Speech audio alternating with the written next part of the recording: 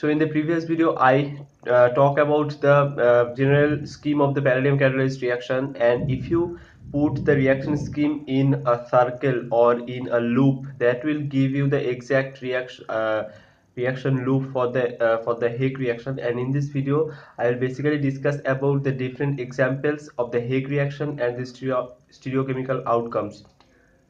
Now basically Hague reaction is, let's say you have an alkene like this, and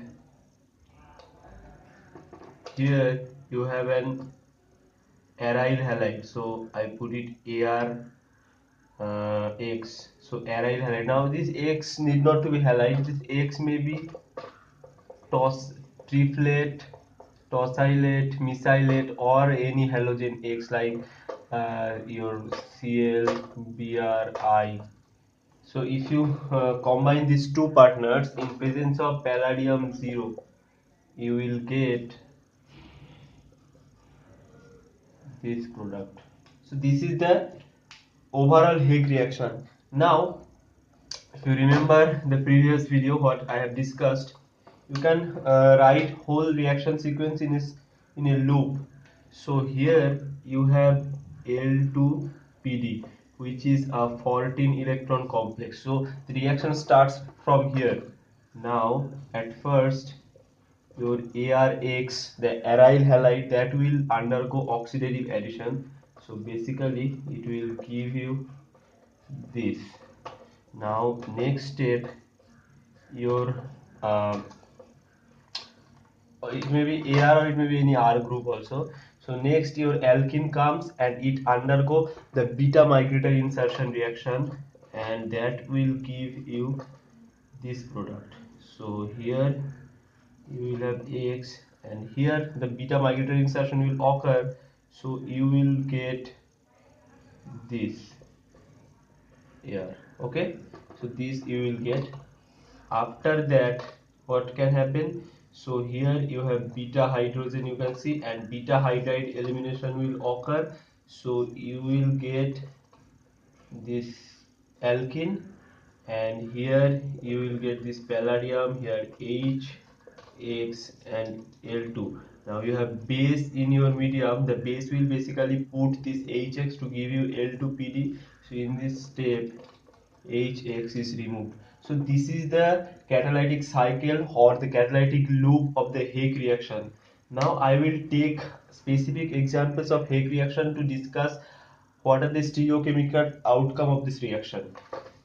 For that I will first take this example. Let's say you have this aromatic, let's say in this case it is OTF.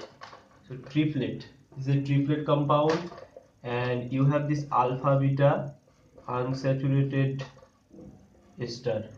So you are doing the reaction. Now this palladium they can give in form of palladium 2, but I am taking only palladium. I am not taking the exact reaction condition. I know that, and you also know that palladium 0 is the active catalyst for the reaction. So when it undergoes reaction, you can have two possibility. Either you can get this product, you have phenyl ring here, or you can get this product where your phenyl group is here. Now which product you will get, that you have to determine. So we know in the intermediate step, that is after the oxidative addition and interaction with this alkene, that is before the migratory insertion step, there is a situation where you have this type of interaction. So this is your alkene and this is your, let's say in this case, phenyl ring. So this phenyl ring. Now it is the turn for the beta migratory insertion to take place. So actually it is R group. So sorry, it is CO2ET group. Okay, now to which direction the phenyl group will migrate? So either it can migrate to this center or it can migrate to this center. Now you can see, if the group migrate to this center and the negative charge will go here, or you can think this process in a stepwise manner, that first it will migrate here and the negative charge will go here. So that means you will have a situation like this. So here you will have a negative charge and COET, and here you will have the phenyl group. Or other way, if it migrates, you will have this situation where you have this and the phenyl group is here and the negative charge is here. So now if we compare we can take these two as intermediate, although these are not true intermediate, this is a concerted process, but still for predicting the regioselectivity we can take these two as intermediate. And you can see in this case the negative charge can be stabilized into this carbonyl group, whereas in this case the negative charge cannot be stabilized like that, which is because it is isolated from this carbonyl group. So migration on that particular center is favored, because in this way you can think that the negative charge which will be formed, that can be stabilized into this carbonyl group. So basically what you will get after migration,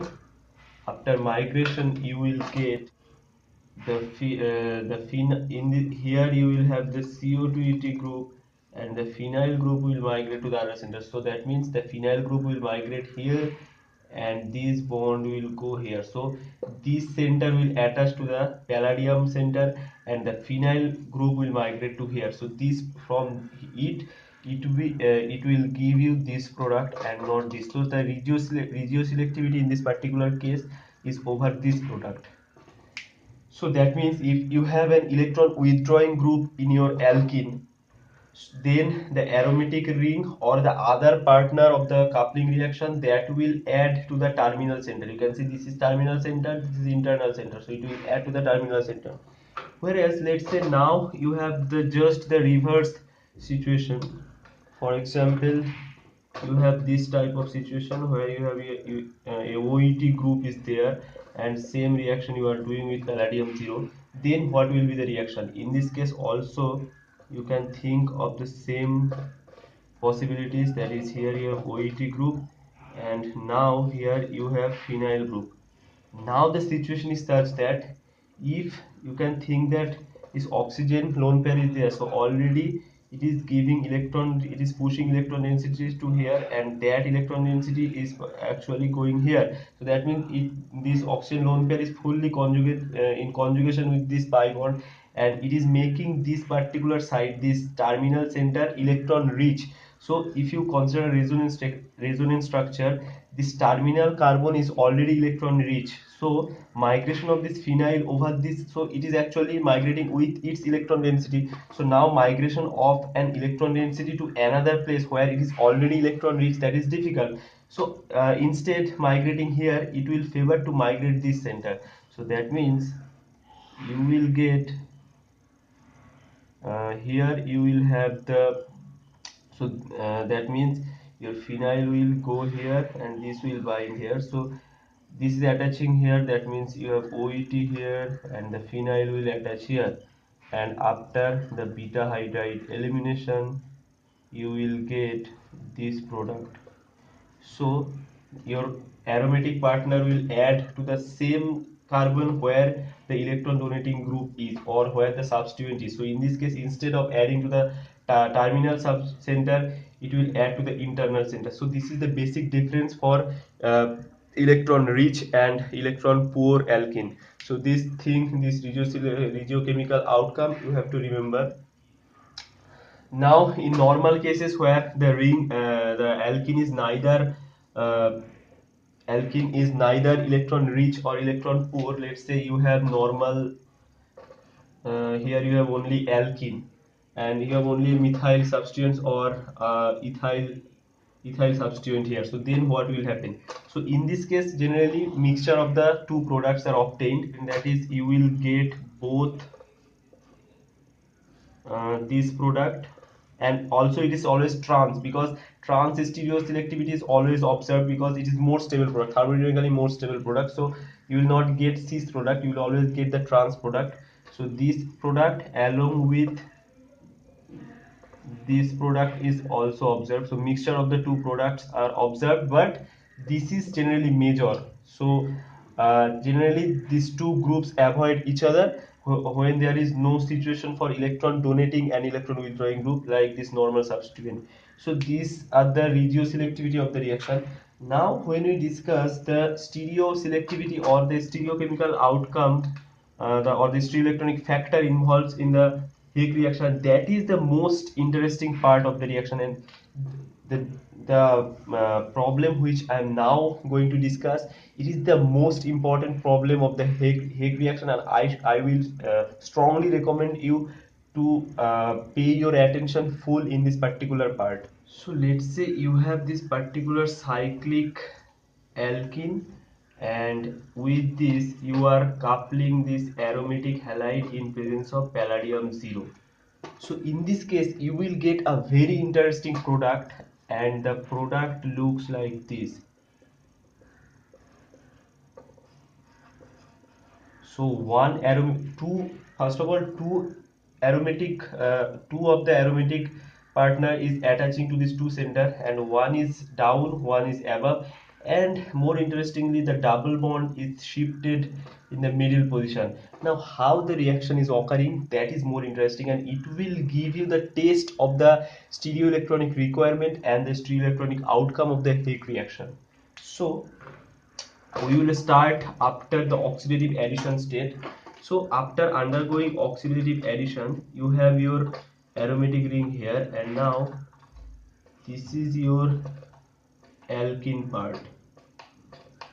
Okay, so now I already discussed for electron donating or electron rich alkene, the aromatic ring will add where the substituent is. In this case the substituent means this carbon center. So after oxidative addition you will get this product. So I can write it like this. So your aromatic ring will attach here. Now why I am writing this stereochemistry, I will discuss it just a moment. So this thing you will get after the oxidative addition. So what is happening if I write the aromatic ring here? So that means this aromatic ring is going here and it is attaching here.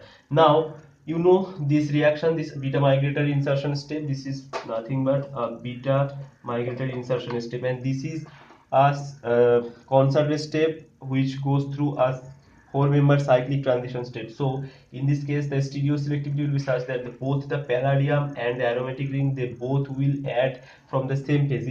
It can be either on the top, either both from the top phase or both from the bottom phase. So in this case I am writing just from the top bottom phase. You can think is at the top phase also, that will doesn't matter for anything. So now the more interesting thing is that in this case you can see the hydrogen here is above the plane, but here you have two hydrogen, one is below the plane, one is above the plane. Now the next step, that is beta hydride elimination, which requires radium and the hydrogen which will undergo the beta hydride elimination.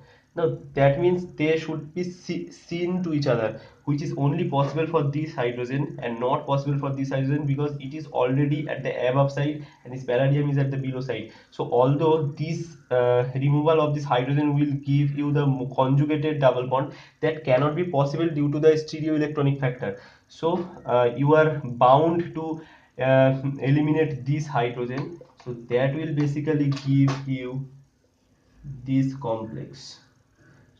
So here you have palladium and your Ar group is now here. So after that what can happen, you know, so this is already in the below side. You can see if it is in the bottom side. So after elimination, the complex, in the complex also the palladium will be in the bottom side. And you know this reaction, this beta hydride elimination and beta migratory insertion, they are the reversible reaction. So the hydrogen which is here, so it can again add here and give back to this product, or the hydride you can write this side also, and if it again undergo the beta migratory insertion, it will basically give you this type of intermediate. Here now you have two hydrogens, and the palladium is now again adding from the bottom side. So you have this palladium, and now here you can see you have two hydrogens, this hydrogen and this hydrogen. So in this case the possibility is such that so in this case you have two possibility.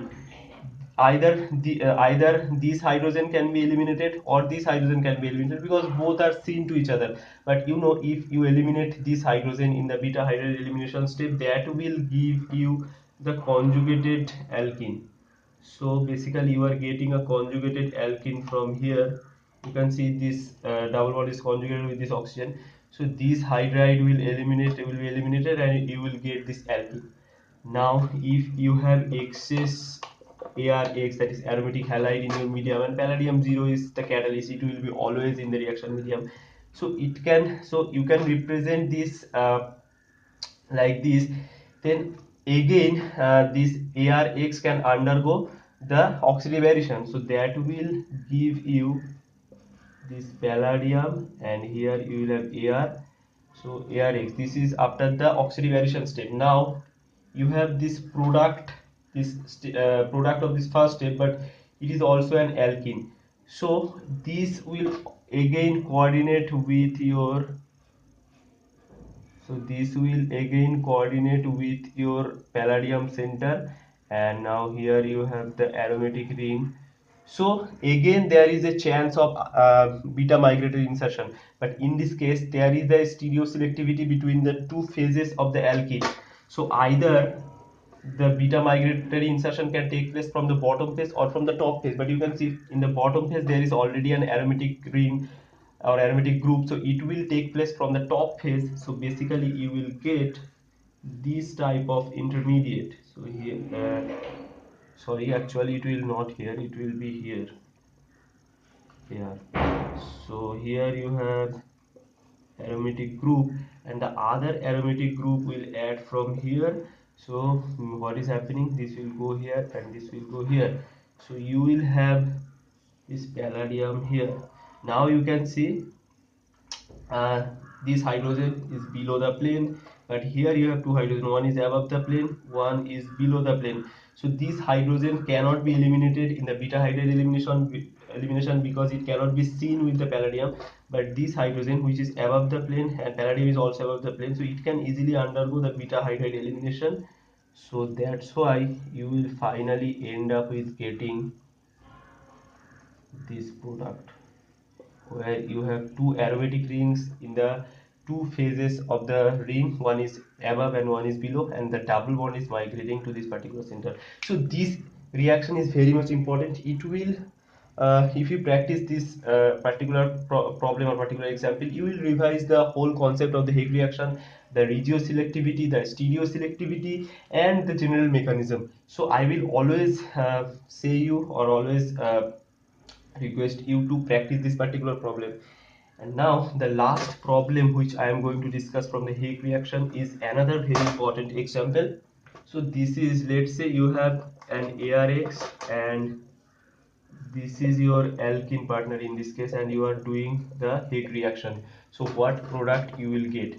So same thing, after the oxidative addition, this you will get. So now here you have this situation.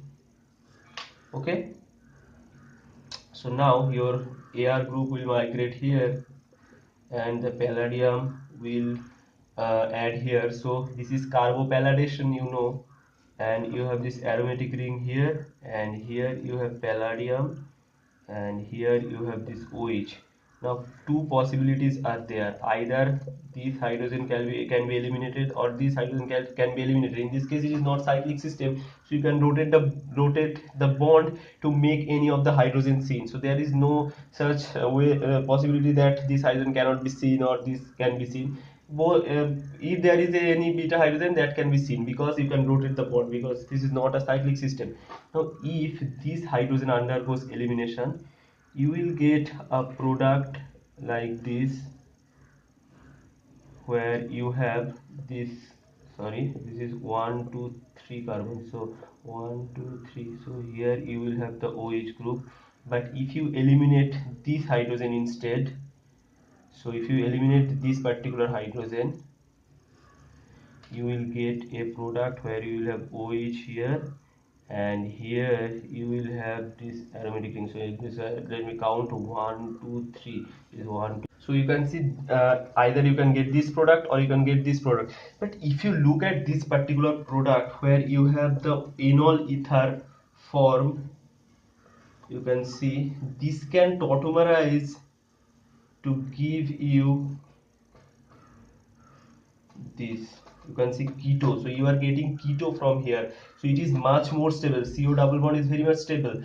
So although the possibility of two hydrogen undergoing beta hydrogen elimination, it will particularly follow this pathway because it will lead to the more stable keto product. So Hague reaction, this is thermodynamically controlled reaction, and after reaction you will get this product. So whenever you have this type of selectivity, you will always get the more stable product. So this is the basic and the more interesting reaction, more interesting and important examples of the Hague reactions. I think you get a complete idea throughout the discussion. If you have any further query, you can let me know in the comment section. I will definitely reply you, and in the next video I will discuss about other coupling reaction, the cross coupling reactions. So if you like the video, then give a thumbs up and subscribe my channel, and thank you for watching.